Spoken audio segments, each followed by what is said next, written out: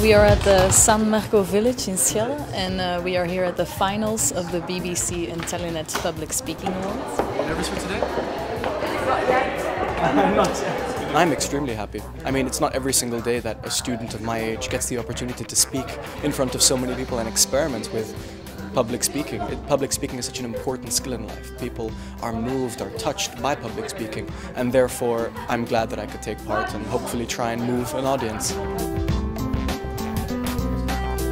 Last year, I would have been the last person to be on stage. I was so nervous, so insecure, but this has changed me so much. I will never forget this experience, and it's completely changed me as a person, and I'm really happy. I don't regret it at all. So anyone who is insecure, I would say give it a try. It's really worth it. The coaching was very helpful. We had Carl coaching us in the Telenet buildings, and it was, we became a group. So we're all friends now, and we also worked on our speech, learned to write an impromptu, so it was very nice to be there. The impromptu is quite exciting because 15 minutes before we do the speech, nobody knows what they're going to be talking about. It's very spontaneous, and it only requires a moment of inspiration in those 15 minutes to really kick butt. 4 girls and 6 boys made it to the finals, and they will all give the best of themselves in order to win the prestigious BBC Public Speaking Awards. We at Telenet believe we are good at doing 2 things, and these are bringing entertainment and connecting people. And that is exactly what a good public speech should also do. It should offer people a story around which they can engage, discuss, talk, connect. Now it's quite alright, but I know that in about a half an hour I will be trembling on my chair and not knowing what to do. Don't let it overwhelm you. I'm okay at the moment. When I walk in there, I'll be really nervous, but I hope I'll manage. Hi Celine, it's your time now. Come.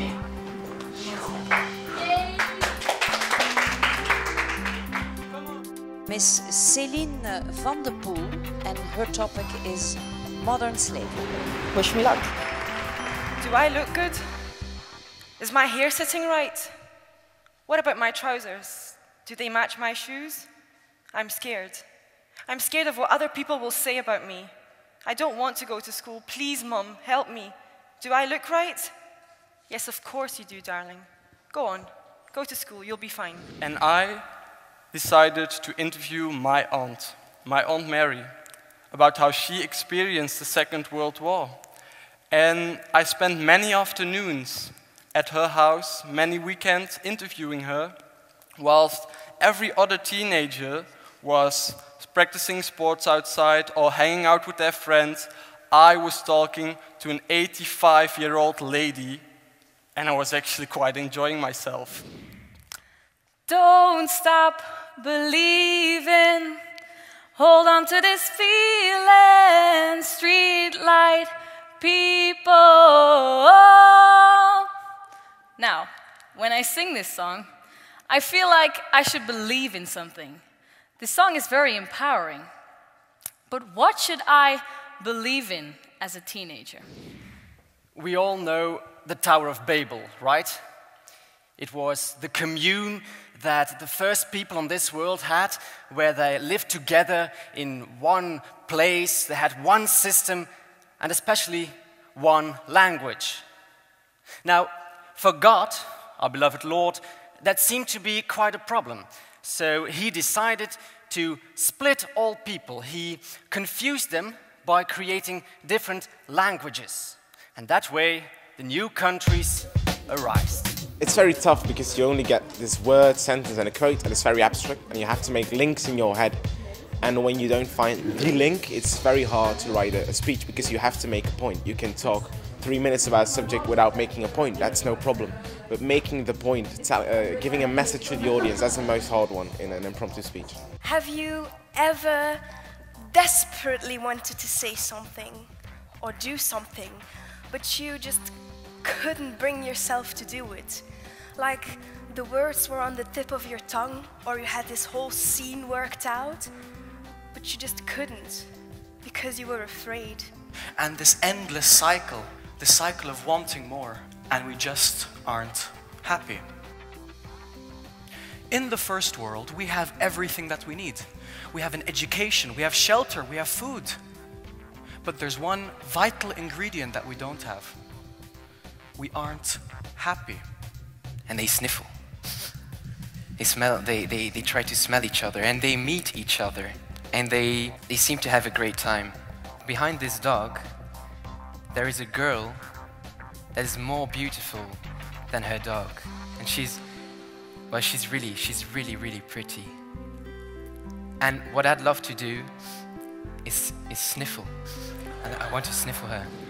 So ladies and gentlemen, believe in your intelligence, believe in your imagination, because in the end, it's okay if the sandcastle gets destroyed, because what makes it beautiful, it's not the sand, it's your intelligence. Thank you. Well, I guess it went well. What is sure is that I enjoyed. It was so nice speaking out there. I love it. I really love it. It's interesting, the ones who we expect to be really strong based on their prepared speeches are not always the ones who are spectacular in the impromptu round. Often we see the ones who are excellent in the questions. They're the ones who can deliver something really special in the impromptu speeches. I'm really relieved that it's over now, and now the fun can begin. I think I'm really going to enjoy this time, because it will be the last time, and I will have to give all my best efforts, and I will try to do the best I've ever done.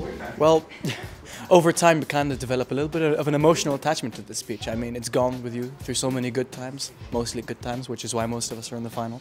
And to express that same opinion, which you worked so hard over this past month developing, I'm gonna miss that. I'm gonna miss that definitely. And I'm very grateful to have given this opportunity, and hopefully now my speech is fine-tuned enough to give it for one last time and to give one last kick at the ball. Here they are, our 10 finalists. Good afternoon, ladies and gentlemen. Before I start, I think you should all take a very good look at me. Thank you, thank you. Do you see anything out of the ordinary? Me neither. I look quite the same as every other contestant here today. We are digital natives. We are the indigenous people of the internet. I foresee some threats as well, some problems, originated in our own educational system. Allow me to explain. First, we must ask ourselves the question, what does society want from its graduates? What is needed on the job market, and what should schools stimulate? And I understand, of course I understand, schools can never cover the whole history and topicality of literature and other arts in its lessons. There will always be giant leaps in the knowledge of the students, but why not use media like theater? It's very difficult to set them apart from each other, so you really have to look down into the details. And some of the things that I'm looking for are not so much rehearsed hand movements, but the confidence in the gestures. Not so much in clear audible voice, but knowing when to be quiet, knowing when to pause and to let it sink in, or to be maybe just a little quieter, a little bit louder. See? Education and creativity do not have to be considered as two opposite things which cannot fit together, because they can fit together. They can work hand in hand. And whenever they do, great things happen. I would say that if creativity was a gun, education would be the bullets. Without each other, they are useless, but together, they are a great weapon which can change the world. I started speculating. What could be the other ingredients that made Tommy so Tommy? My fantasy ran wild. At home, Tommy gets peas and carrots 3 times a week. And in his lunchbox, he only finds white sandwiches. During summer, he and his parents go to a resort in Ibiza, where Tommy's mother is reading The Sun, and Tommy's not reading anything. Tommy's father is wearing swimming trunks that are way too short, but Tommy's mother thinks it's attractive. But do you really think a bunch of teenagers is going to change their entire lifestyle because of one guy who was talking to them with a monotone computer voice, using difficult language, telling them something they already know? No. I believe confronting people with the harsh reality is the only way we can make them realize how serious the situation is. This great businessman, Bill Murphy was his name, he once said that he who isn't prepared to fail won't invent anything. So how can we expect youngsters to tackle new challenges in an environment where failing is the worst possible thing to do? Well, we need to nurture knowledge and stimulate creativity, because we need that last one to bring new and valuable ideas into the world.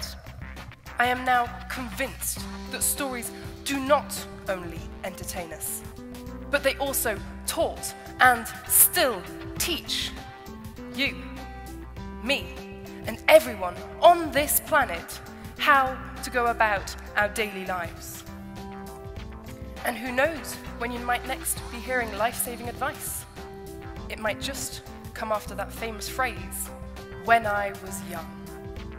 Thank you. It was fantastic. It was the best final I could dream about. It was, yeah, I'm astonished, speechless, and now we have to wait. This is it. I must say, I'm so happy I'm not part of the jury, because you're having a hell of a job. I must say I was totally blown off my feet. I thought that they all did outstanding performances. They're so young, like 16, 17, 18 years old. And I don't know, but they seem so mature and so, yeah, profound also. It's not only about public speaking. Yes, I know that's the title of the award, but I really thought there was a lot of content in what they said, and I don't know if they realize what they're all saying, but it's really superb. Well done. I think that the standard generally has got higher and higher each year. A few years ago you were always able to see quite a few differences in how people spoke, in how confident they were. Now that level of confidence is really high, so it literally does make it much more difficult. A competition like this brings out people's ability to communicate, and what you see in society and what you see in everything we try to do is that communication really makes the difference. Communicating is such an important skill today, and in preparing for and getting this far, they've really honed their communication skills, and it was just a delight to sit in the audience and hear them. You are already all winners, and we don't say that lightly. But the best of luck, and thank you from everyone today, the audience, the judge, for a fantastic day of entertainment. So first of all, we have the Audience Award. Pierre-Louis.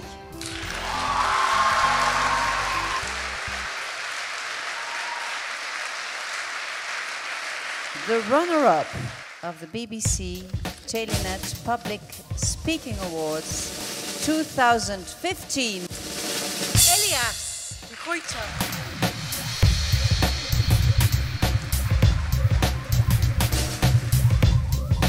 Winner is Pierre-Louis.